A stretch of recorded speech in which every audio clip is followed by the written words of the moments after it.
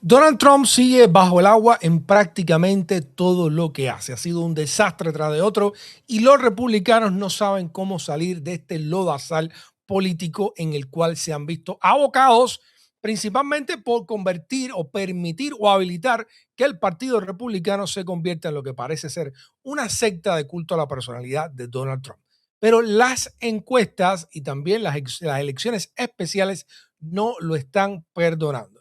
Hoy acaba de salir otra encuesta de Marist, que es una de las instituciones también más eh, prestigiosas y conocidas en este tema de buscar y sondear a la opinión pública. Y vamos a estar conversando en este video precisamente de del impacto, vamos a decir, de cómo están evaluando los estadounidenses toda esta extremismo más, como lo llamo yo. Pero antes de continuar directamente a la encuesta, quiero darle la bienvenida a nuestro amigo Daniel Aranzamendi del canal Aranzamendi Podcast, quien va a estar haciendo una colaboración hoy con nosotros en nuestro espacio, reaccionando y tratando de encontrar sentido a esto que nos está pasando los estadounidenses, los migrantes y también, bueno, por supuesto, él forma parte de la comunidad puertorriqueña, que entre los cubanos y los puertorriqueños hay demasiado en común, yo creo. Pero bueno, vamos a darle la bienvenida a nuestro amigo Daniel Aranzamendi. Daniel, bienvenido.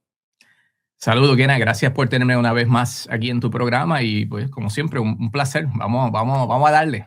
Vamos para Vamos a adelante. darle, vamos directo al lío. Bueno, esta es la entrevista, disculpen, la encuesta que sale hoy, ¿no? O sea, 5 de febrero de 2026 y está conducido por una famosa Marist Poll. Vamos un poco reaccionando, ¿no? Y lo primero que dice es la percepción que tienen los estadounidenses de ICE.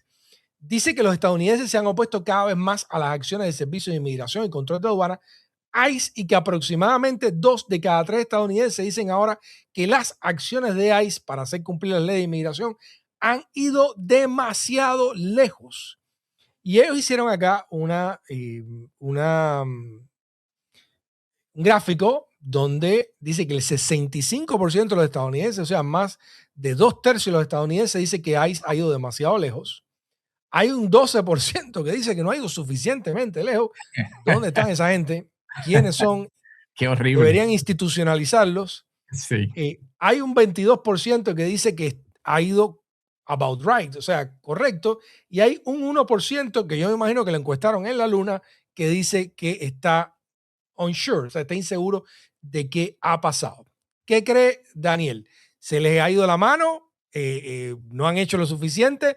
¿O están ahí exactamente en el punto que debía ser? ¿Cuál es tu evaluación, no? Por lo que estás viendo sobre el comportamiento de ICE. Y en definitiva, bueno, obviamente el público estadounidense tiene, o la audiencia estadounidense tiene una clara percepción de lo que ha estado ocurriendo.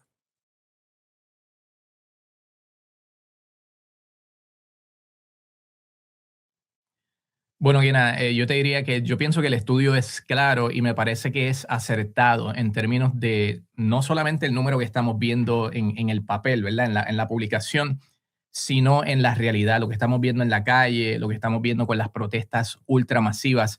Ahora mismo acabo de enviarle un vídeo, casualmente le envié un link como referencia a Brian, a ver si lo incluye en algún programa, sea suyo personal o con Glenn Kirshner o especialmente Mark Elias, que tocan mucho los asuntos constitucionales, porque acabo de escuchar al presidente cameral Mike Johnson en un vídeo diciendo que no hay tiempo para andar buscando una orden de un tribunal, ¿verdad? El warrant. Ellos dicen, estaba diciendo Mike Johnson, hay tantos indocumentados ilegales en este país que tomaría décadas si cada vez que queremos arrestar a uno, ir a un tribunal para tener que esperar que un juez nos firme una orden, tomaría décadas. Bueno, y me parece sumamente descabellado que el presidente cameral, que es otro de los que obviamente juramentó defender la Constitución, piense que el debido proceso que aplica también a personas indocumentadas sencillamente no tiene ninguna importancia porque es preferible ir y agarrar y arrestar a toda esta gente en la calle, provocando todos los problemas que estamos viendo a diario, los abusos, los excesos, que están sometiendo a todo tipo de trato inhumano y incluso matando a personas, tanto indocumentados como ciudadanos. ¿Por qué? Porque no saben cuál es su blanco. Entonces, conforme al presidente cameral, esto es lo que yo encuentro descabellado, conforme al presidente cameral, él dice, sabemos que son indocumentados porque ya tenemos una orden. ¿Cuál es la orden? Que el propio Departamento de Homeland Security, ¿verdad? Ellos emiten su propia orden de arresto, su propia orden de ir y entrar a una casa, su propia orden de ir y arrestar a una persona. Pero lo que hemos visto de Homeland Security es que la inmensa mayoría de las personas que están arrestando no tienen récord criminal, número uno. Y número dos, una vez la corte interviene, o sea, un abogado interviene en la corte, se ve que muchas de estas personas ya tenían su proceso legal en curso. De modo que cuando Mike Johnson dice en ese vídeo, que se lo envíe, te lo voy a enviar luego por si quieres hacer referencia luego en el programa, dice que sabemos que son criminales, sabemos que tenemos que ir y arrestarlos.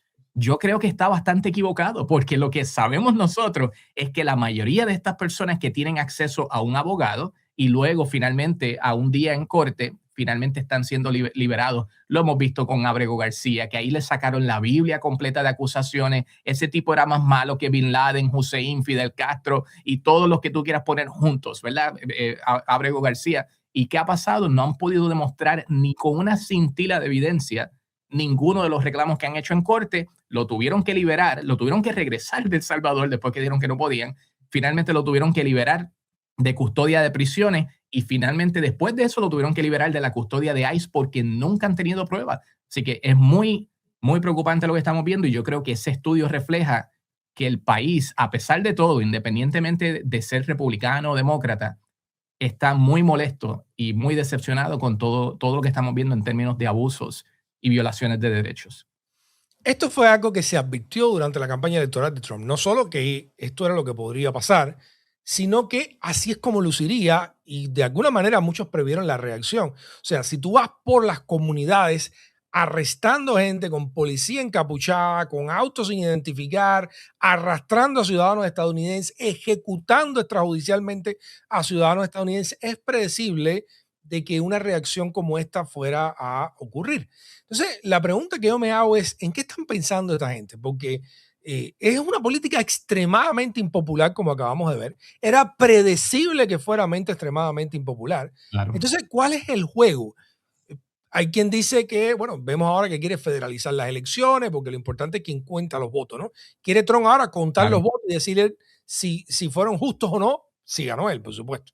Entonces, a mí de cierta manera me alarma mucho, porque me parece que están operando en un nivel también de burbuja, en un nivel de algún tipo de quiebre psicótico de la realidad, donde ellos pretenden ser populares o ellos se creen que el grupito de supremacistas blancos, abusadores y racistoides y nazistoides que tienen a su alrededor se corresponde con el pueblo de los Estados Unidos e incluso creo que están negando este tipo de resultados.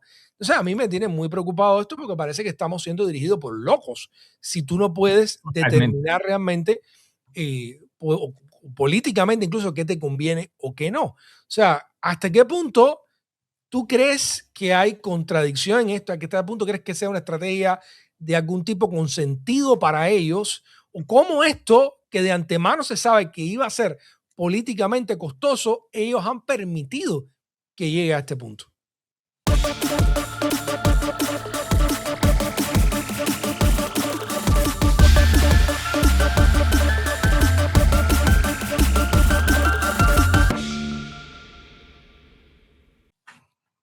Bueno, fíjate, en cuanto a ese tema, me parece que es muy chocante porque nuevamente volvemos a la Constitución, volvemos a la esencia de que el Partido Republicano, que siempre se había vendido como el partido de la Constitución, el partido de los derechos de los estados, el partido que defendía la soberanía estatal, la independencia estatal, y que de hecho vimos un ejemplo reciente de eso, de cómo un estado literalmente se rebeló ante la presión del gobierno federal.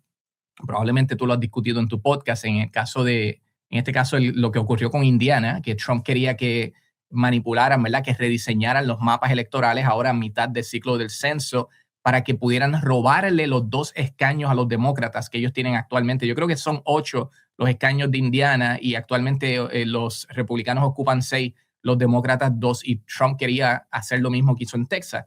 Y entonces esta gente se molestó porque dicen que la presión de tanto de Donald Trump como de la Casa Blanca fue tan fuerte, tan irrespetuosa, que ellos sienten que estaban los republicanos, estoy hablando de los republicanos, 21 republicanos se unieron a los demócratas y votaron en contra de Donald Trump para no permitir que pudiera hacer lo mismo que hizo en Texas, rediseñar los mapas y de esa forma obtener 2 escaños porque están muy preocupados por lo que va a ocurrir con la Cámara.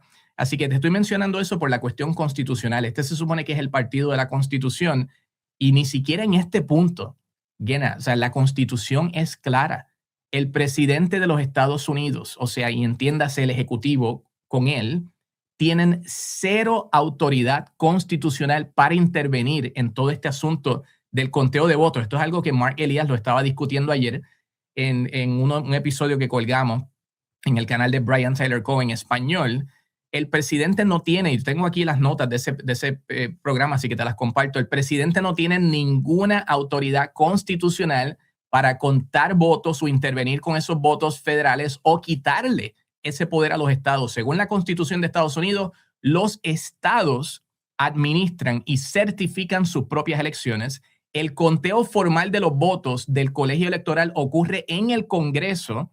El único rol del Ejecutivo en ese acto es ceremonial y lo ejerce el vicepresidente como el vicepresidente como presidente del Senado, abrir los sobres y anunciar los resultados ya certificados, lo que vimos hacer a Mike Pence, que quería básicamente que Trump quería que Mike Pence detuviera. No puede el Ejecutivo, el presidente del Ejecutivo no puede cambiar votos, el vicepresidente no puede cambiar votos, no puede rechazarlos, no puede centralizar el proceso.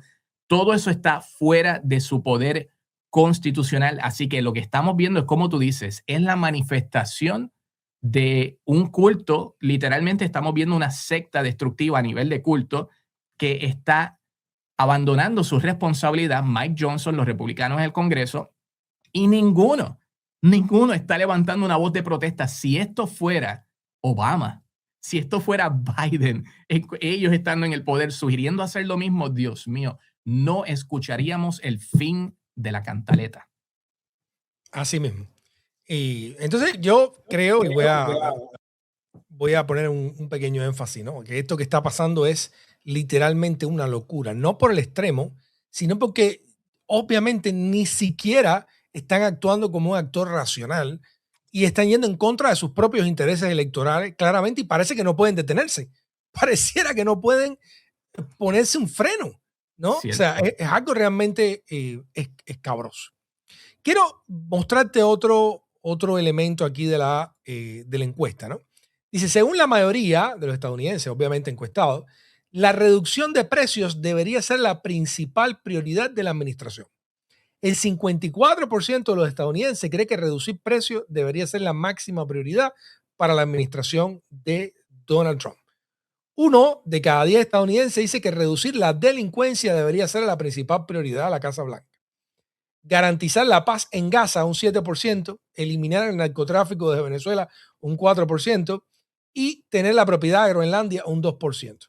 Pareciera que Trump lo está haciendo todo al revés. Le está dando más prioridad a lo que a la gente menos les importa. Groenlandia fue titular durante días. Venezuela fueron y sacaron a Maduro del poder. Gaza están con toda esta historia de hacer un resorte allá, ¿no? Y supuestamente todos estos abusos de ICE sería para controlar los superdelincuentes, ¿no?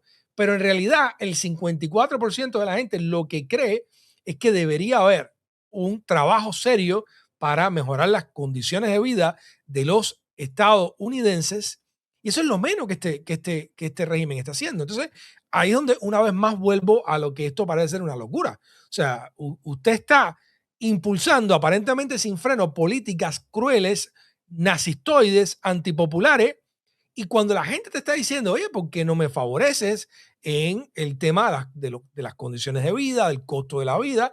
No están haciendo nada, al revés. Están jugando a los aranceles, que es anticonstitucional, claramente. Estamos esperando todavía la decisión de la Corte Suprema, ¿no? Pero bueno, ¿cómo se explica eso? Que tal pareciera que para esta gente la prioridad es inversamente, en orden inverso a los que tienen los ciudadanos de los Estados Unidos.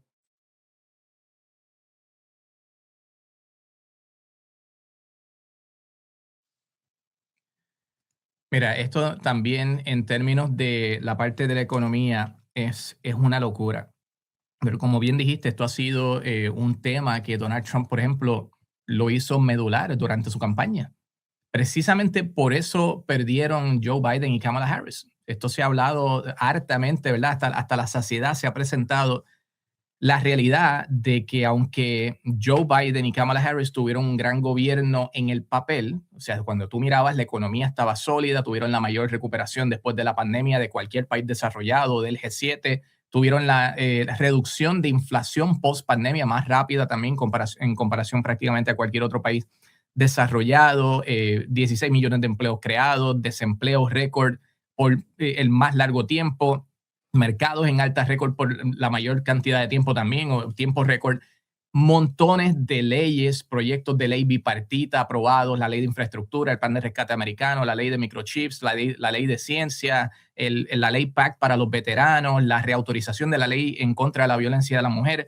O sea, literalmente el que miraba el resumen de Biden y Kamala Harris decía, no hay forma de que pierdan, no hay forma de que pierdan, porque encima de eso, para ponerle la cereza ahí al pastel, entonces ahora Biden va a enfrentar a Trump, que ya lo derrotó en el 2020 y que ahora Trump ya está condenado, 34 cargos penales, ya es abusador sexual, o sea, ya tenía tantas complicaciones encima.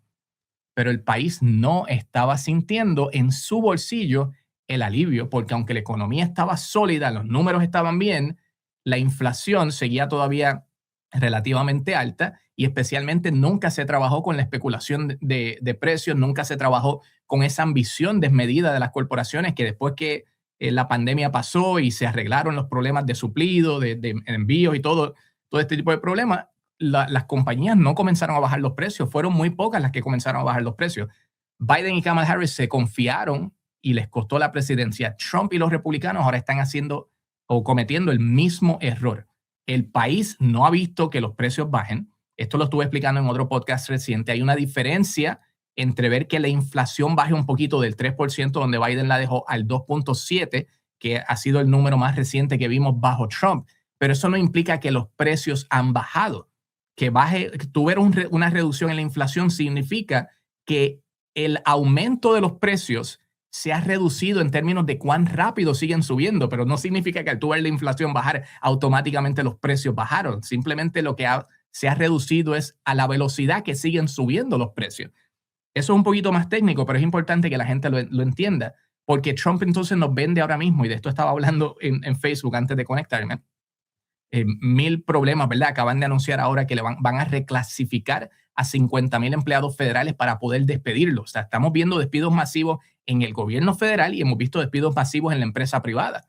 Y entonces muchos tratan de justificarlo diciendo que todo es el AI. No todo es el AI. La economía, los aranceles han tenido impacto. Acaba de salir ahora mismo un estudio diciendo que los aranceles han tenido un gran impacto y que nos han costado mínimo 19,000 empleos, la creación de 19,000 empleos mensualmente, que simplemente no se han creado, las compañías están completamente aguantadas. Así que, en resumen, lo que te puedo decir es que Trump nos está vendiendo que estamos viviendo en la era dorada, que todo está magnífico. Sin embargo, todo sigue subiendo, el precio de la energía, aunque vemos la gasolina un poco más barata, que no tiene nada que ver con Trump, el precio de la energía, la electricidad está subiendo, el precio del gas también está subiendo muchísimo, los comestibles, el precio de los autos, todo está por las nubes y eso no ha cambiado. Y eso le está costando las elecciones, que te hablé un poquito antes de irnos en vivo, el tsunami que estamos viendo azul en estados rojos. Yo creo que eso resume en gran parte la desconexión de esta administración, que está cometiendo el mismo error que cometió la administración Biden y Kamala Harris, de negar la realidad de que el bolsillo del consumidor no está sintiendo el alivio.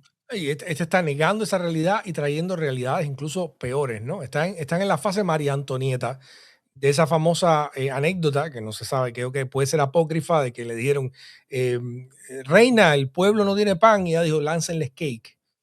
Dice por acá también la encuesta, ¿no? Vamos a seguir reaccionando. Dice, la Sí. mayoría cree que los aranceles son perjudiciales para la economía nacional.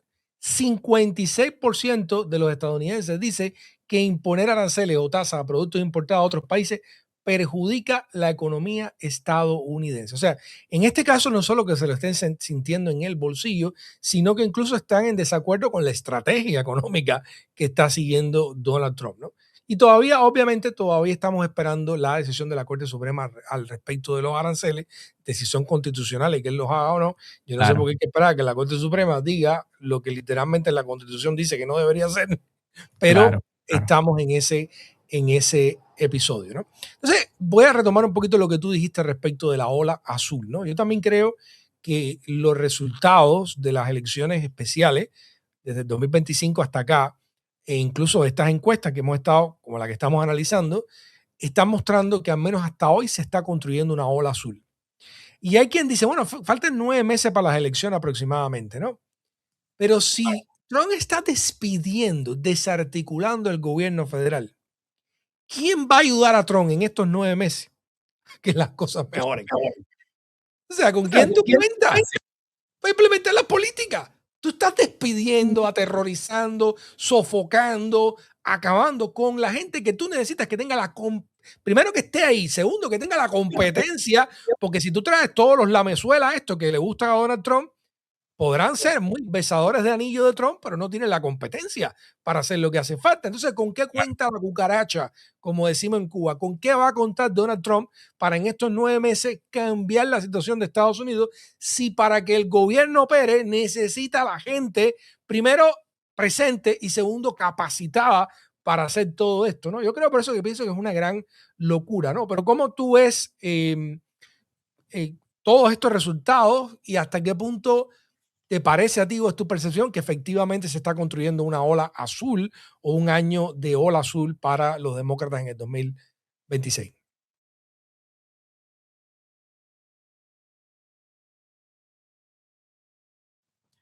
Mira, te soy honesto, yo lo que estoy viendo en realidad me trae un poquito de paz en medio de un mar de tanta conmoción y de tanto desasosiego y tanta violencia, tanto estrés y depresión que se está viviendo en este país. Yo no sé si tú, pues, ¿verdad? Pues te sientes igual en algunos momentos, pero, o sea, yo lo que estoy viendo, y te lo digo por mi familia, la gente que conozco y demás, ¿verdad? Especialmente entre los hispanos, que la gente se está despertando en este país y ya no se respira paz. Y no es que fuera perfecto, nunca fue perfecto bajo ninguna administración roja o azul, pero en este momento la gente está viviendo con una tensión de que se despiertan y es como que, ¿cuál es el escándalo de hoy? ¿A quién mataron hoy? O sea, ¿cuál es el abuso de hoy de ICE?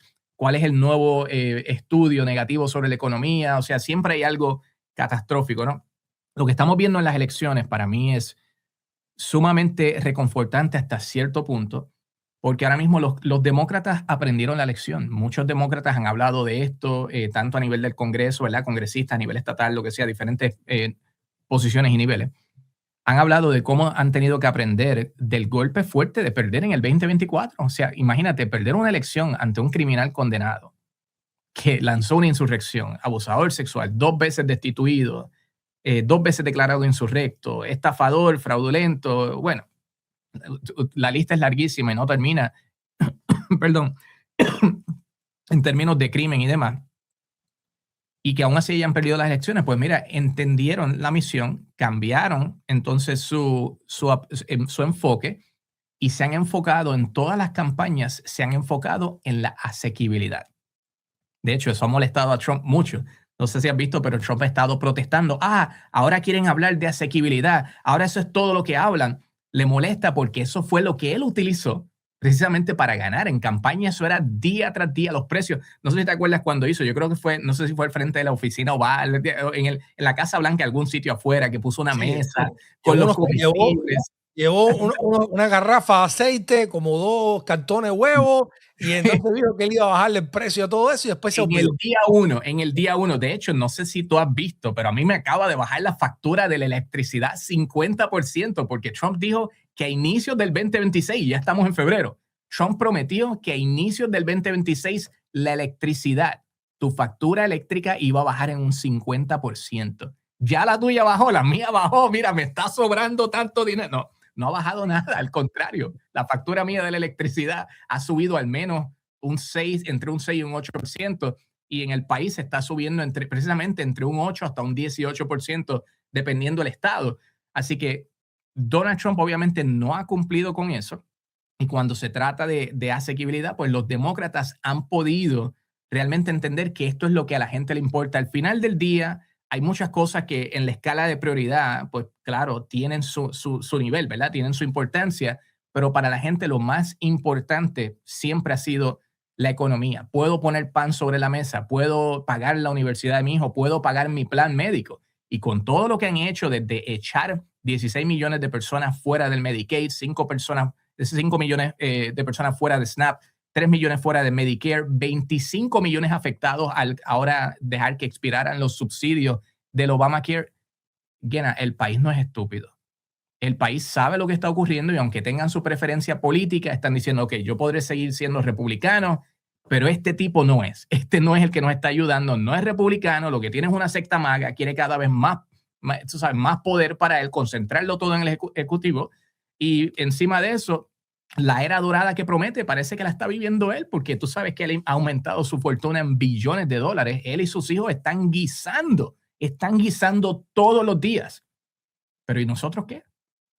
El pueblo se está dando cuenta de eso. Lo vimos en Miami-Dade, para cerrar con esto, ¿verdad? Esta parte. Lo vimos en Miami-Dade porque cuando ocurrió en noviembre dijeron, olvídate, ganaron en Nueva York, New Jersey, que lo que fuera. Y fue en Miami. En Miami-Dade ya teníamos un alcalde demócrata. Fue en la ciudad de Miami donde ganamos ahora otro alcalde demócrata que no había habido en 30 años. Que lo tenían, exacto, por muchísimo tiempo y lo estaban dominando precisamente los cubanos. Acá eran los que dominaban allí por lo que había leído. Entonces, ahora lo vemos en Texas. En Texas, Trump ganó el distrito ese 9 que ganó este hombre Taylor Remit. Taylor ganó por cerca de 17 puntos. El asunto es que Trump ganó ese mismo distrito. Sí. Ganó por 14 puntos. Ganó por 14 puntos y Trump lo había ganado por 17. Exacto. Y entonces el republicano en el 2022 lo había ganado por 20 puntos. Así que lo que están diciendo es, al hacer el cálculo, lo que estaba diciendo Jamie Raskin, lo estaba comentando ayer con Brian Tyler Cohen, mínimo estamos hablando de un cambio, un swing, ¿verdad? Un virazón de 30 puntos de la izquierda hacia de la derecha hacia la izquierda. Eso es un cambio radical. Entonces estaban diciendo, pero es que hacía frío. Ya no es que, esos son estados de batalla púrpura o un estado azul. Ahora es que hacía mucho frío. La política del frío. Es increíble. Bueno, esa es la excusa.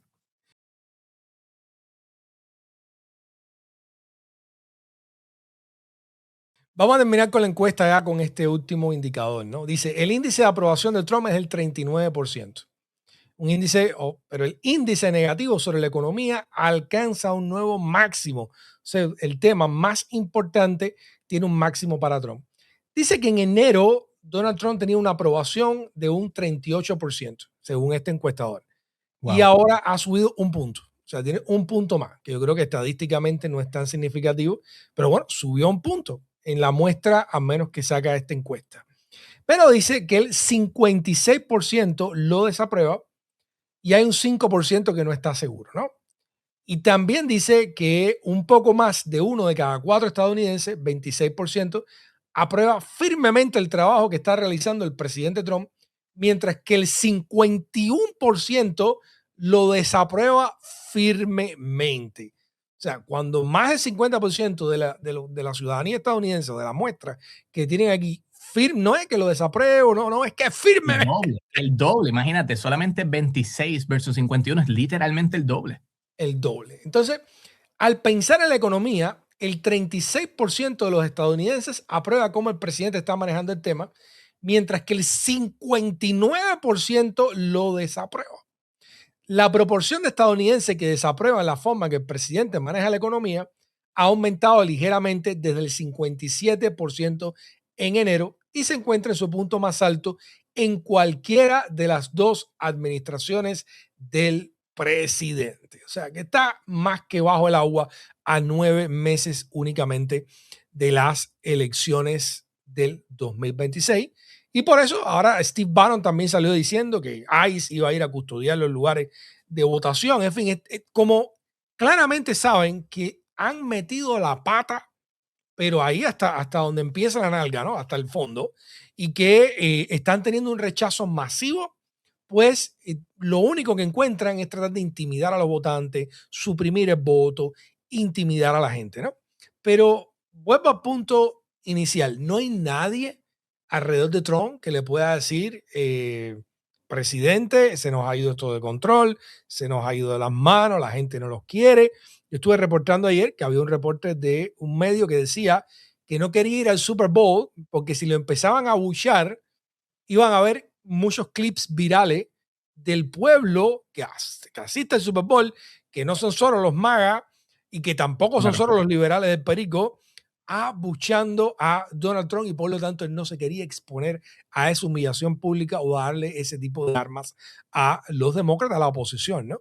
Entonces, aquí yo veo un escenario bastante negativo. Hablamos ahorita de hasta qué punto él puede corregir esto, hasta qué punto quizás tiene los recursos para hacerlo, pero puede sacarse otro conejo debajo de la manga, porque si alguien se ha sacado conejos debajo de la manga o debajo de la peluca, ha sido Donald Trump, ¿no? ¿Qué tú crees?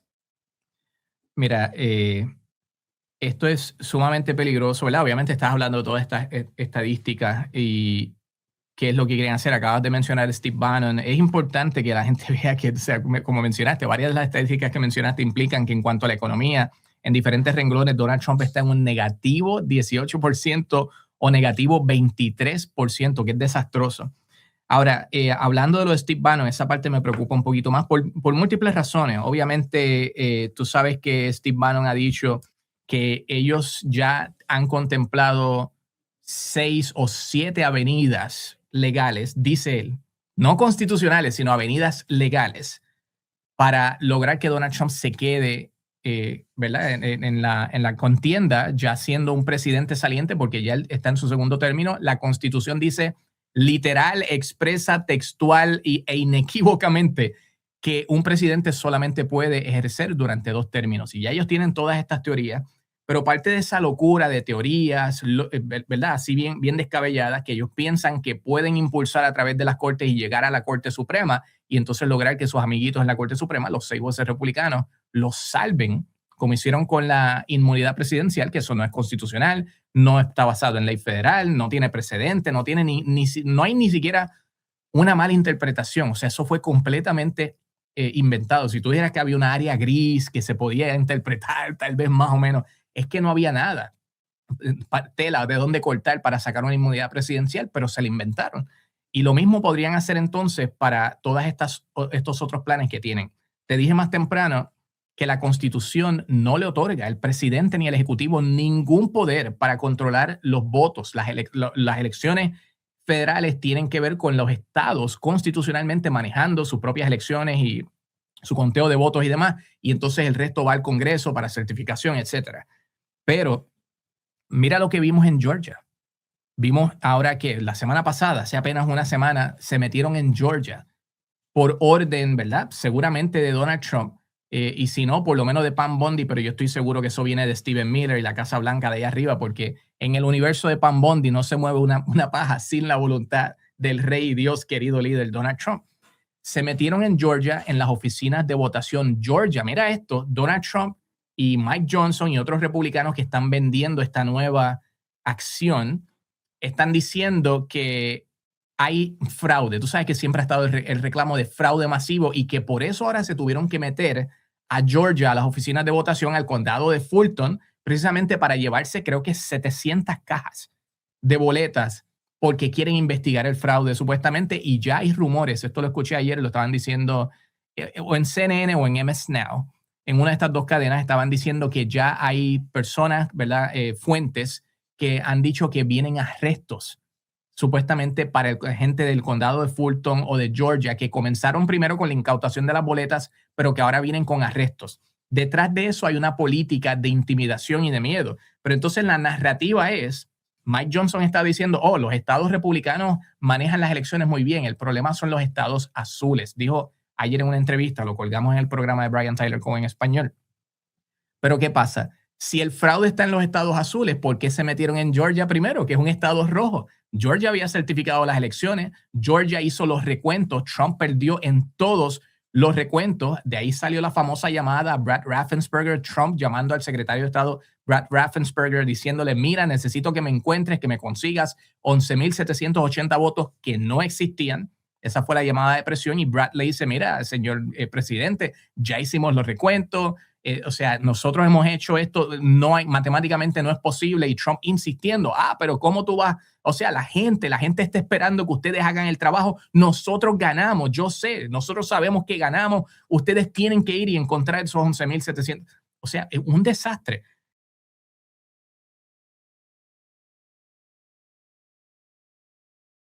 Entonces, se meten en un estado rojo, republicano. No tiene que ver con que sean supuestamente los azules que están cometiendo fraude. Se trata de ellos ir a... Trump está sugiriendo 15 estados para federalizar las elecciones. Esto es parte del mismo plan.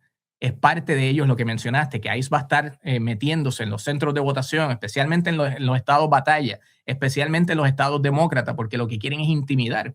Pero lo que estamos viendo ahora, Mark Elias estaba explicando esto en uno de los programas de Brian, que lo que quieren entonces es tener un control total, que tú lo mencionaste, del conteo de los votos, que no es constitucional. Pero ya tú puedes ver la estrategia. Por un lado, tienen la estrategia de tratar de manipular pues la ley y la constitución misma sin enmendarla y lograr que Trump se quede, pero para el 2026 ahora van a seguir obteniendo la data, los estados azules no la quieren dar, la data de los votantes, así que ellos quieren seguir construyendo esta inmensa base de datos de todos los votantes, saber quién ha votado, por quién han votado, quiénes son, y con esto de meterse a los estados ahora, lo vas a ver, Mark lo dijo y también Glenn Kirshner lo estaba diciendo en otro episodio, vamos a ver más intervenciones en más estados para ir y obtener las boletas y obtener la información de los votantes y seguir intimidando entonces a los trabajadores electorales o todos estos funcionarios a nivel estatal para entonces al final del día hacerse del control de las elecciones, aunque sea tal vez incluso en estos estados. Así que esto todavía falta mucho a ver cómo se va a desarrollar porque todavía no hay un pronunciamiento de un tribunal respecto a esta incautación de boletas. Obviamente ya hay unos procesos en curso, pero tenemos que ver, esto va a llegar hasta la Corte Suprema. ¿Qué va a hacer la Corte Suprema? No lo sé. Falta mucho tiempo de aquí a allá. Podrían atenderlo a modo de emergencia si el gobierno de Trump lo pide urgentemente porque esto afecta la integridad de las elecciones. Así que es una situación muy preocupante. Mark lo dijo ayer, dijo, el país debería estar muy, muy, muy preocupado, especialmente por lo que vimos con la intervención en Georgia. Y te digo que eso a mí realmente me concierne y me consterna mucho porque basado en lo que tú has estado presentando y leyendo todas las estadísticas y lo que estamos viendo en los resultados, los republicanos saben que es inevitable que ellos pierdan el control de la Cámara y probablemente, por lo que estamos viendo ahora, hay una posibilidad, no es altísima, pero hay una posibilidad de que puedan perder también el Senado. Qué fuerte, muy fuerte, muy fuerte. Ahora el 28 de marzo tenemos el No Kings 3 y mi experiencia también, bueno, como latinoamericano, creo que tú también lo has visto, es que muchas veces estos sistemas logran imponerse en su fase romántica o revolucionaria, como hizo Chávez que cambió la constitución, como hizo Fidel que cambió la constitución, pero ellos tenían un apoyo considerable un verdadero populismo. Aquí lo que estamos viendo es un Donald Trump con un quiebre casi psicótico, yo diría, de la realidad que está completamente disociado. Entonces, también sospecho que mientras más haga este tipo de acciones, eh, más apoyo perderá, pondrá en alarma a la gente. Cuando el No Kings 2 trataron de decirle a las personas que si iban a ser considerados terroristas, fracasó. Más de 7 millones salieron a las calles. Claro. Entonces, claramente yo entiendo que va probablemente a desatar más acciones insanas como esta, pero soy cautelosamente optimista de que la sociedad civil estadounidense se está activando, se está moviendo, los ciudadanos están haciendo una parte de su trabajo y aunque quisiéramos ver más, muchas veces esto es por ciclos, ¿eh? O sea, hay momentos de más actividad, de menos actividad y ya veremos. Pero yo le veo el conejo a Trump bastante difícil de sacar para esta vez. Y si saca, yo creo que va a tener que ser algo tan obsceno como este tipo de intimidación electoral o algo que le va a crear una crisis de legitimidad mucho mayor que la que tiene. porque tiene legitimidad porque fue elegido democráticamente, ¿eh? Podremos Claro. cuestionarlo, pero fue elegido democráticamente. Pero cuando eso se te va, el poquito que tú podías tratar de defender para ti ya no va a estar. Pero bueno, veremos. Bien, déjame decirte esto rapidito, ahora que mencionaste eso. ¿Tú crees que Donald Trump promovió una transición pacífica del poder en el 2020? No, ¿Verdad que incluso no? le dieron acceso y recursos al equipo de transición de Joe Biden. Y ni siquiera estuvo allí después, finalmente, cuando Biden Sí, ¿no? fue. Y se dio el 6 de enero. O sea, obviamente hay muchos cuestionamientos de si él va a ceder el poder mínimamente de forma pacífica, ¿no? Esta vez. Hay grandes A eso iba, preocupaciones. a eso iba. Mira lo que Donald Trump provocó en el 2020 cuando el FBI no lo apoyaba, cuando el Departamento de Justicia no lo apoyaba, cuando CISA no lo apoyaba, cuando DHS, Homeland Security, no lo apoyaba, cuando su propio equipo de Casa Blanca no lo apoyaba, cuando los abogados del Partido Republicano no lo apoyaban. O sea, todo el mundo le dijo a Donald Trump, después de obviamente agotar todos los recursos legales, le dijeron, caballo, llegó el tiempo de admitir que perdiste. Nunca quiso admitirlo. Y aún así, mira el desastre que provocó con la insurrección, la presión, mira cómo apoyó la idea de que incluso mataran a Mike Pence, porque recuerda que cuando lo cuestionaron, conforme a declaraciones juradas de su propio círculo al comité de enero 6, le dijeron, mira, quieren matar a Mike Pence, están haciendo estos cánticos, los chants. Y que dijo, pues tal vez tienen la idea correcta porque se lo merece. Si eso fue en el 2020, que Trump todavía no se sentía tan envalentonado, no tenía todavía inmunidad presidencial, no tenía un equipo de secuaces, payasos corruptos, diciéndole que sí, sellos de goma, diciéndole que sí a todo lo que él quiere. En este momento, mi hermano, yo espero que podamos recuperar la Cámara y hasta el Senado, porque al menos tendríamos una oportunidad, ¿verdad? Por lo menos recuperar, aunque sea un brazo para poder pelear, porque ahora mismo los tenemos los dos amarrados detrás de la espalda y nos tienen a pescozar y a bofetar y a puño limpio. O sea, pero ahora, si Donald Trump pierde, o sea, pierden las elecciones ellos y Donald Trump tiene que salir, no sé por qué, me causa una muy mala espina y sensación que probablemente vamos a ver otro enero 6, pero tal vez todavía mucho peor. Sí, yo estoy de acuerdo. Esperemos que no, pero yo creo que el potencial ahora es mucho mayor, la probabilidad es mucho más alta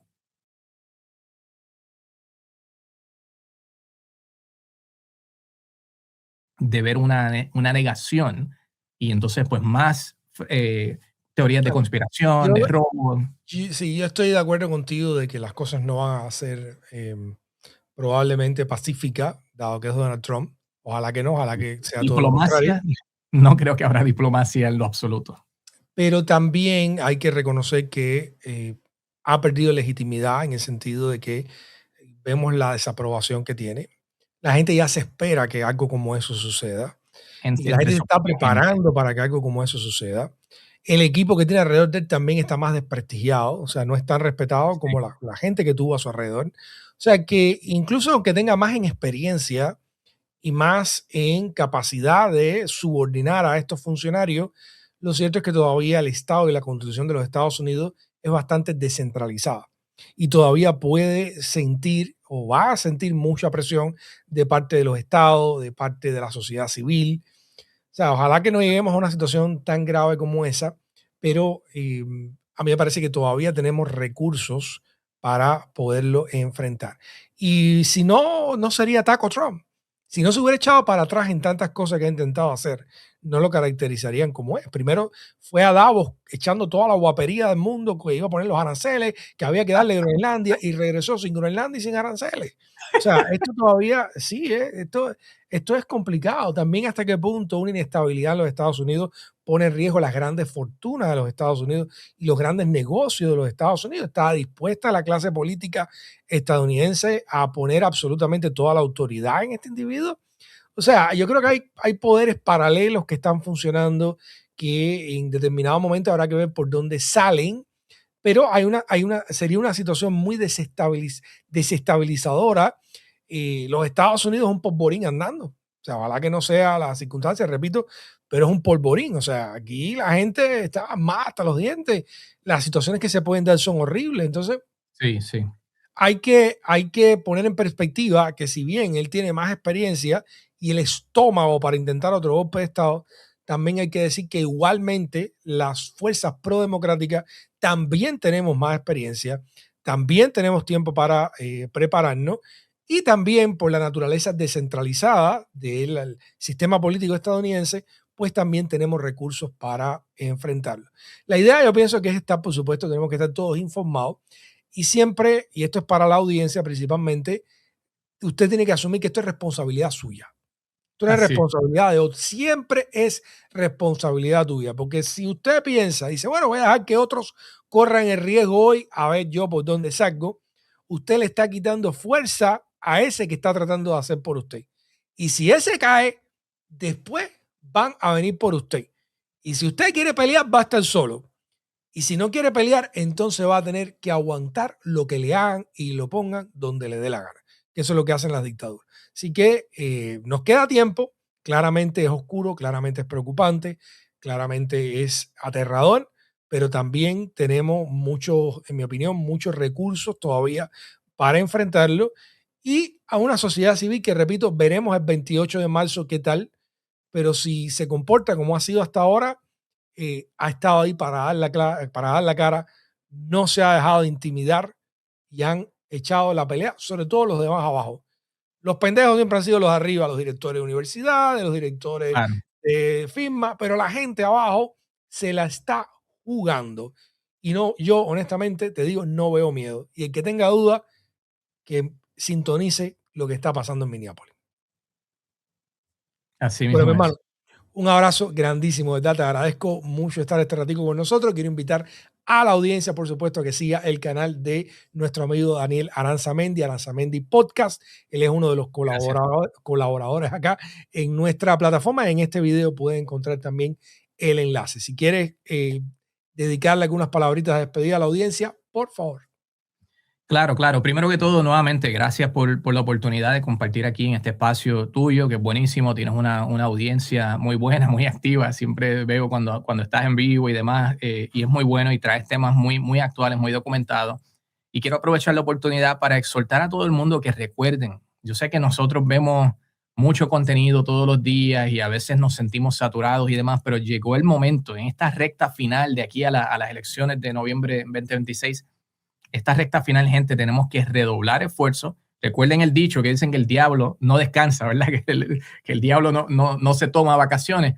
Nosotros no podemos, si queremos derrotar el mal que estamos viendo en el país, todas estas violaciones de derechos y demás, tenemos que unirnos, pero especialmente apoyar canales como el de Guena, apoyar los medios independientes, más importante que nunca. A veces solamente dejar un me gusta, dejar un comentario, aunque sea escribir, mira, para el algoritmo, gracias.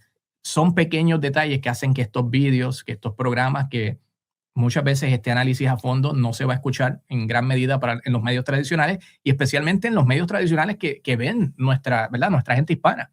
Así que es muy importante que apoyemos los medios independientes. Ese era el mensaje que quería dejar. Un abrazo a toda la audiencia. Gracias por el apoyo y gracias a ti. Siempre mucho éxito. Gracias, mi hermano. Igualmente.